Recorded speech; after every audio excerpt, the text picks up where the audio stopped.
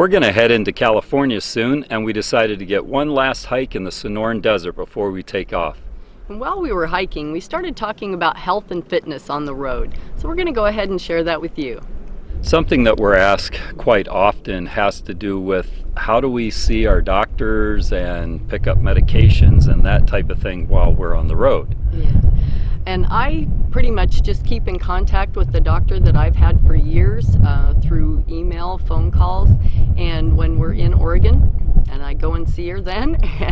And as far as prescriptions go, we can either get them mailed to us or picked up at a, some kind of chain pharmacy that has locations wherever we're at. So yeah, that's worked out without much problem. Yeah, and I'm seeing the VA doctors, and that's been a little bit more challenging for me. When I first got to another state than my home state, we ended up having a little bit of issue with them recognizing me as a veteran, if you can believe that or not. But we don't have any problem with Barkley taking him to a chain pet store for grooming and stuff. They know his name, they know his shot records, they pretty much know what he likes, what he doesn't like, and how he wants his hair done and all that kind of good stuff. But when it comes to the VA, it's been a little bit more difficult than that, but we've used either a traveling coordinator or we've just kind of got a temporary transfer type of thing. But in short, we're pretty much staying on top of it for over 4 years now. We've been able to make contact with doctors, get prescriptions that are needed for whatever reason at any time.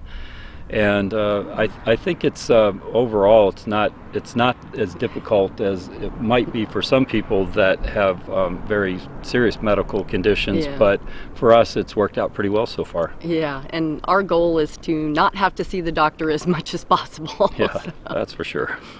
And one big way that we try to avoid the doctor in the hospital is by physical fitness or keeping in shape. And we used to be quite well at that some years before we started full-time RVing. We've been at this about 4 years. A few years before that, we've had some what I would call health emergencies that derailed us quite a bit. But before those things happened, we were very active. I was bodybuilding, and several times a week I was doing mixed martial arts, very, very often and intensely. And then Susan was going to the gym, and when she wasn't doing that, she would do very hard, intense workouts at home with DVDs and such. It used to tire me out just watching it. Yeah, and since being in the RV, those type of home workouts are a little bit more challenging. We do have the space. I think I use that as an excuse sometimes that I don't have space, but I really do. But it's definitely a little bit more challenging. As far as the gym goes while traveling, that really hasn't been much of an issue either, because we've been to several RV parks that have some type of a fitness room or gym.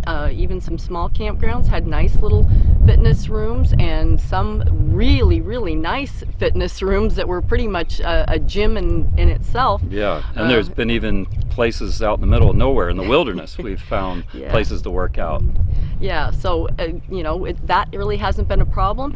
When all else fails, there's always walking, and that's kind of what started me with the Fitbit a couple of years ago. And we've done a couple of videos about my journey with the Fitbit. And you lost 60 pounds. Yeah, 60 pounds. That was essentially definitely helpful. Walking and monitoring her calorie intake a little bit.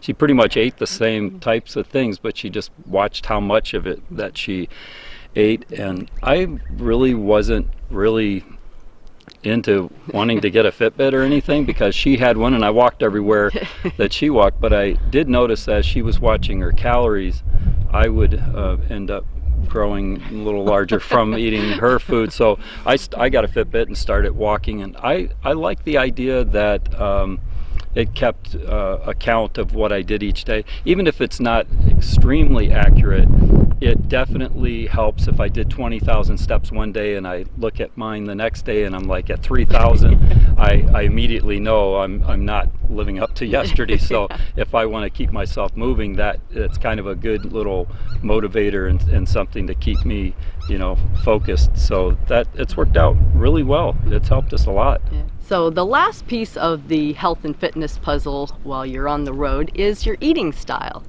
And this is something that can be very tempting to do in an unhealthy way. When we started RVing, eating out became very tempting. You don't have a whole lot of room to prepare food. You're doing dishes all the time. If you're boondocking and trying to, save on water, you're not wanting a lot of dishes. So eating quick processed things and eating out just becomes very easy if you don't pay attention to it.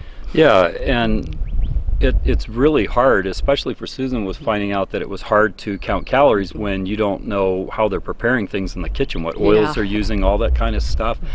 So it makes it increasingly difficult, and as a result, she started gaining back a little bit of the 60 pounds that she had lost. She's already on top of it again. When she, noticed that it was happening, she's turned it around very well, and I'm very proud of her. But with her, watching her calories, she was giving me half of her food. So I was not only eating mine, but I would eat half of her food too. So as a result, I started gaining a lot of weight from that. And I ended up getting some health issues that were starting to arise. And it was good that we, caught things when we did. So we decided to make some, changes. Yeah, some pretty dramatic changes. Yeah. Essentially, what we've done at this point is we've eliminated all of what would be considered, bad sugar, bad carbs, bad starches, those kinds of things. From that alone, I've seen a pretty dramatic result. In a little bit under a month, I lost over 10 pounds. And the way that we're doing it, it all came from basically my midsection and maybe a little bit my face. So that's been great. But we reduced the fats, carbs, sugars, that kind of stuff, especially from, heavily processed stuff, because that's where a lot of that stuff lives. And then we do moderate protein. We don't go overboard on that, but we get enough that helps our body, so we get those essential amino acids. And then the other essential in life is fatty acids. So we've gotten rid of bad fats and oils and things like that a great deal by avoiding fast food. Yeah.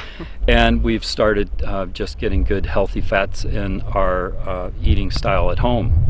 Yeah, and so far this is really working out for us. It's really feels good. It's resonating with us, and it's giving us some good positive results. So yeah, we'll keep you posted on how this goes. I mean, we're all about doing things as a lifestyle. We're really not interested in gimmicks and things like that. So we'll let you know in a few months how things are going and what we think about it, because it'll be really fun to do a video on this more in depth. So we'll keep you posted. Health and fitness is something that's important no matter what lifestyle you're living. This is how we're handling it while we're on the road. Yeah, we'd love to hear your thoughts on the matter. Please feel free to share them in the comments section of this video. And don't forget to share, subscribe, and click on that little notification bell. Thanks for watching.